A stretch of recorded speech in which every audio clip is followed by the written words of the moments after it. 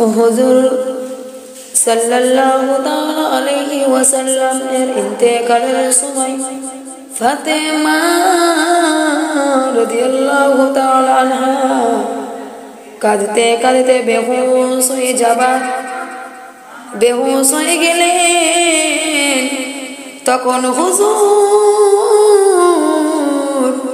সাল্লাল্লাহু তাআলা আলাইহি ওয়াসাল্লাম ফাতেমা কে ইশারা দিলেন, তিনি তার কান রাসূলের মুখের কাছে রাখলেন। হুজুর সাল্লাল্লাহু তাআলা আলাইহি ওয়াসাল্লাম কি যেন বললেন, ফাতেমা এর কান্না বন্ধ হয়ে গেল। আয়েশা রাদিয়াল্লাহু তাআলা আনহা বললেন, মা রাসূল তোমার কানে কানে কি বললেন আর তোমার কান্না বন্ধ হয়ে গেল কেন? ফাতেমা রাদিয়াল্লাহু তাআলা আনহা বললেন, আম্মা জান,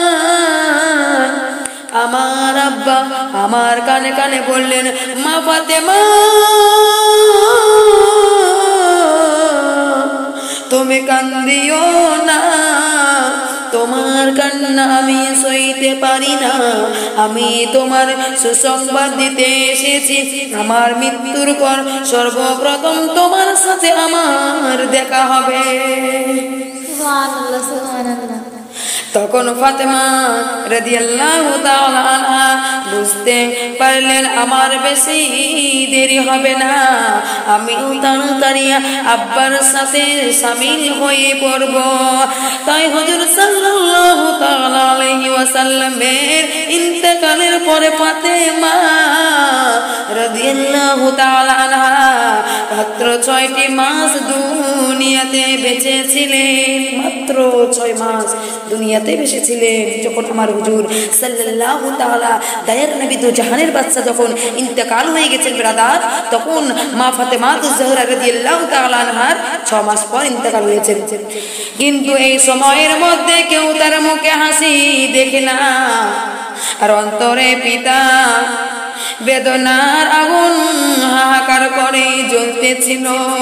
এই আঘাত সে কিছুতেই সইতে পারতেছিল না।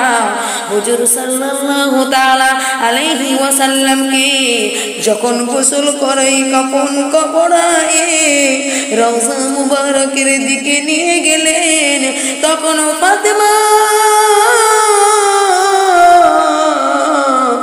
রাদিয়াল্লাহু তাআলা আনহা কচি শিশুর মতো আকুল বেহুশ হয়ে কেঁদে কেঁদে বললেন, আব্বা গো,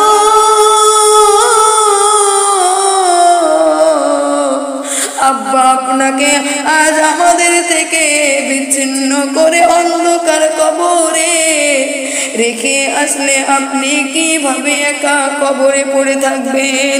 সকলে মাটি দিয়ে আসার পর আনাস রাদিয়াল্লাহু তাআলা আনহুকে ফাতেমা বললেন, আনাস তোমরা কোনো প্রাণী আমার আব্বাকে কবরে মাটি দিয়ে আসলে? তখন আনাস ফাতেমাকে বলতে লাগলো, এর বিশ্লেষণ বেদনার কথা শুনে কান্নায় ভেঙে পড়লেন আর বললেন, আল্লাহ পাকের বিধানের উপর তো মানুষের কিছু করার নেই। ফাতেমা প্রতিদিনে রওজা শরীফে গিয়ে জিয়ারত করতেন, মাজারের শরীয়তে দাঁড়ায়ে বেদনার কথা বললেন আর কেঁদে কেঁদে কাঁদতেন আর বলতেন, আব্বা গো, আব্বা সবাই আপনাকে আস্তে আস্তে ভুলে যাইতেছে, আমি আল্লাহ পাকের দাওয়াত পেয়ে চলে গিয়েছি।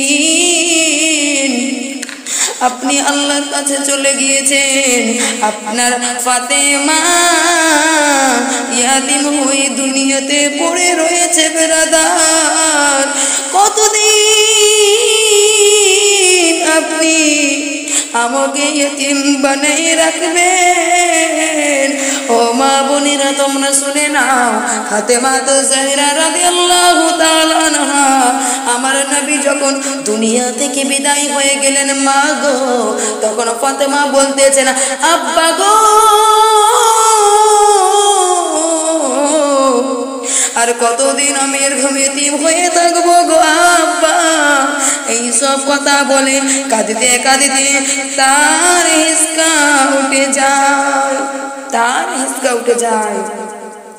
অবশ্যই দেখে কেউ না কেঁদে পারতো না। হুজুর সাল্লাল্লাহু তাআলা আলাইহি ওয়াসাল্লাম দুনিয়া হতে চিরবিদায় হয়ে যাওয়ার সেই যতনা ফাতেমা রাদিয়াল্লাহু তাআলা আনহা কোনো মতোই সামলাতে পারত না। বাহিরে তার কোনো রোগ দেখা যায় না। তাই আমার কবি কি বলছে, নবীর বেটি মা ফাতেমা,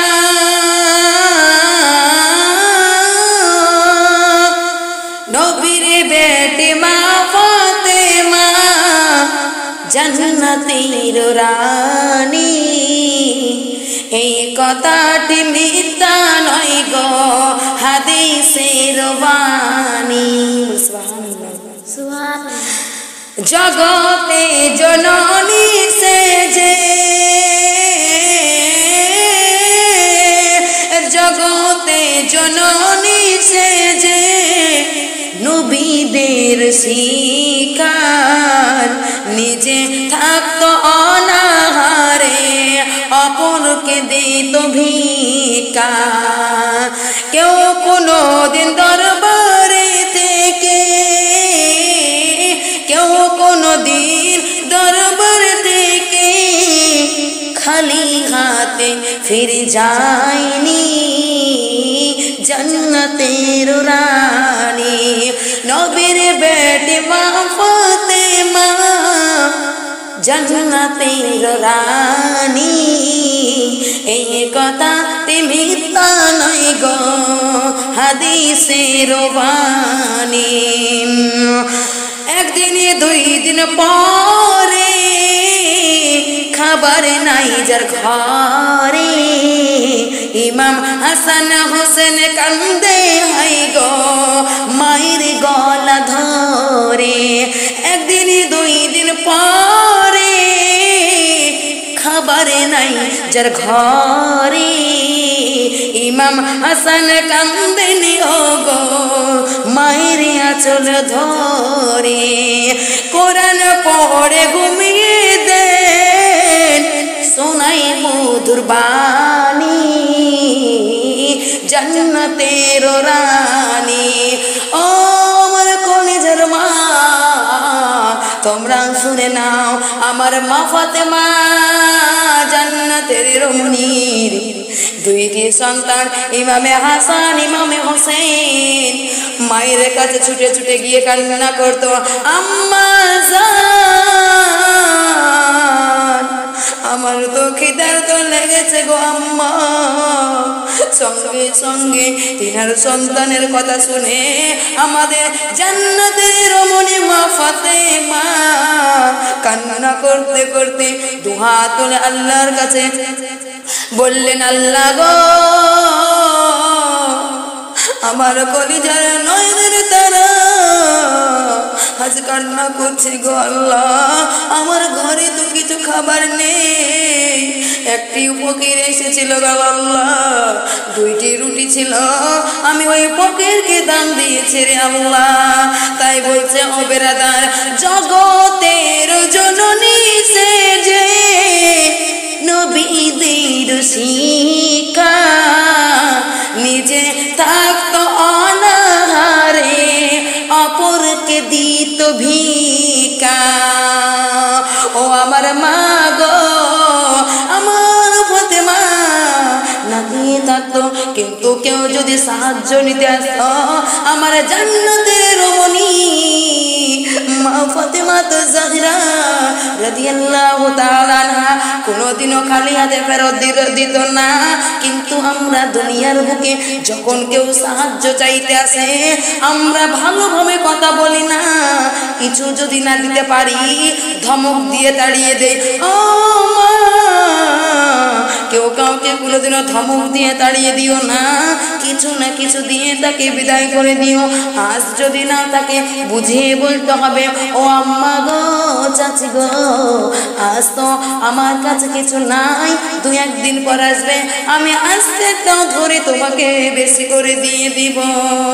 যখন ইমামে হাসান হোসেন ফাতেমার গলা ধরে আঁচল টেনে টেনে কান্না করে আর বলবে, আম্মা গো, আমাকে ওই তো খিদের তো লেগেছে গো আম্মা, তখন ফাতেমা তো জাহিরা কি করবে, কোরআন তেলাওয়াত করবে, কোরআনের মধুর বাণী শোনাবে আর ইমাম হাসান হোসেনকে ঘুমিয়ে দিবে।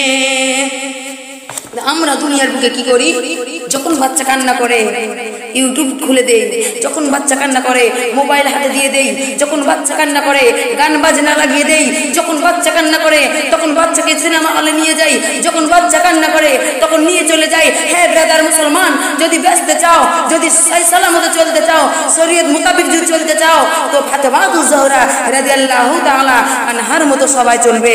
সংসার যদি কেউ করো, মা ফাতেমার মতো সবাই সংসার করো। আল্লাহ আল্লাহ বল বান্দা, আল্লাহ আল্লাহ বল, আল্লাহ আল্লাহ বল বান্দা, আল্লাহ আল্লাহ বল। যে তোমারে সৃষ্টি করেছে তাকে সবাই ডাকো গো, যে তোমারে সৃষ্টি করেছে তাকে সবাই ডাকো গো। নামাজ সবাই পড়ো, নবী ভালোবাসো গো, নামাজ সবাই পড়ো গো, নবী ভালোবাসো। আল্লাহ আল্লাহ বল বান্দা, আল্লাহ আল্লাহ বল, আল্লাহ আল্লাহ বল বান্দি, আল্লাহ আল্লাহ বল। ঘরে যদি না থাকে কিছু অন্য, আল্লাহ তাআলার কাছে যদি কেউ দুহাত তুলে চাই অন্য, আল্লাহ কখনো ঘুরিয়ে দেয় না, ফিরিয়ে দেয় না, কিছু না দেয়। সবাই আল্লাহ আল্লাহ কর বান্দা, আল্লাহ আল্লাহ কর।